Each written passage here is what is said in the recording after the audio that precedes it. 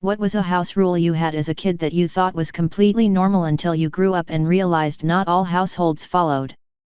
My mum used to pay me to be my own babysitter between the ages of 10 to 14 or so. The rule was that as long as I didn't make a mess and I'd put myself to bed by the time she got home, then I got $10 in the morning. This is hilarious and I love it. Meanwhile, my parents slave labored me into doing this for my younger sisters, 5 and 8 years younger than me, from age 10 on, saying they paid me in food and rent. Eventually they added my brother, 15 years younger, to the list.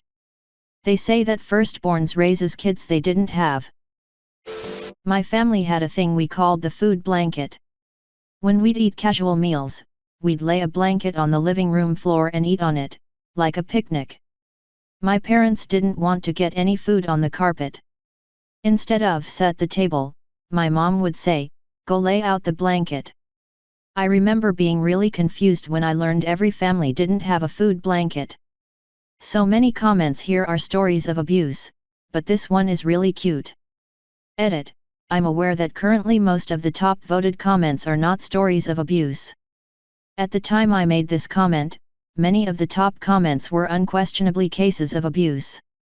The order of the comments has changed in the past several hours because people have upvoted the fun/funny/relatable ones. I wasn't allowed to take a shower if I was home alone.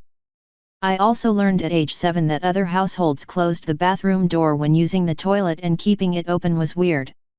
I learned that by keeping the door open at a friend's house, a friend walked by the bathroom, saw me, told their mom called my mom, and all of a sudden the new house rule was we close the bathroom door when using the toilet. I can't take a shower if I'm home alone either. My dad apparently busted his head open slipping in the shower when he was living alone in college. He had to get up and drive himself to the emergency room. Now he won't let us shower if we're alone, because he's paranoid the same will happen to us. We weren't allowed to get into the fridge or the cabinets without asking permission. My family was very poor and we had a limited food budget, so eating something without permission very possibly meant eating one ingredient of a meal my stepmother was planning on cooking within the next few days. I went to friends' houses and they just ate whatever they wanted, whenever they wanted. Hey, at least one that isn't crazy and actually makes sense. The reasoning is definitely very sound. I live in a 2-person household, almost always have. Just me and my mom, so it's been pretty easy to communicate what's okay to eat and what isn't. In that case you don't need to ask permission because there's clearly designated okay food. It's definitely weird to me to go to a friend's house, however, and they say I can grab whatever I want to eat. Like no, there are definitely rules here and I need you to lay them out for me because your idea of what a normal person would grab and what I'm likely to grab are often two very different things. We weren't allowed to walk in our dining room unless we were using the room for a special occasion. The carpet always had that just vacuumed look, so it was a dead giveaway if anyone walked across it. My mom had a second living room that nobody was allowed to walk into no matter what. Many moms had that room in the 50s and 60s. Plastic cover on the lampshade. Ah yes. The good room. Place for only very special occasions. That is, never.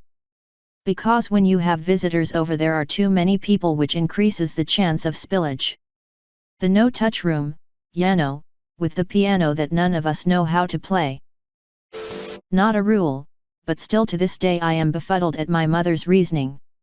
When I was a boy we lived in a pretty rural part of Mexico, horrible infrastructure. Power would often go out in the middle of the night. She would proceed to wake my brother and I up, simply to wait until the power came back on. For the life of me I cannot figure that out. She wasn't afraid of the dark, she just wanted to make sure we saw the power return. Edit * everyone keeps suggesting because if fire reasons and come to think of it, that actually makes a lot of sense. It's actually how we lost that house. Maybe my mother is clairvoyant. No curfew as long as I told my mom where I would be. I was always honest BCS. I loved being 16 with no curfew. My mom was the same way, I was never scared to be honest with her either. The only rules I had were don't drive drunk and nothing stronger than weed. Parents don't realize that being strict actually encourages reckless behavior and lashing out. I had the same routine with my parents. Long as I was honest and safe, they didn't lean on me. My dad even bought me a pack of condoms before my first prom. Awkward ass conversation, but in all seriousness, I'm genuinely glad he cared enough about me to say I'd just rather you had them with you, that's all. Naturally those bad boys expired long before they could be used, but it's the thought that counts. My mom freaks out about hearing commercials on TV. The second it goes to commercial break it has to be muted. She also mutes it if she thinks it's about to go to commercial, even though sometimes she's wrong. And she doesn't really pay attention, so she doesn't notice a lot of the time when the commercials are over, so she leaves it on mute when the show is back on. It's very difficult to watch TV with her. That's interesting. My in-laws prefer to have the commercials on. They seriously say that we owe it to the advertisers. The mute button is there for a reason. This is the Hank Hilliest comment in here.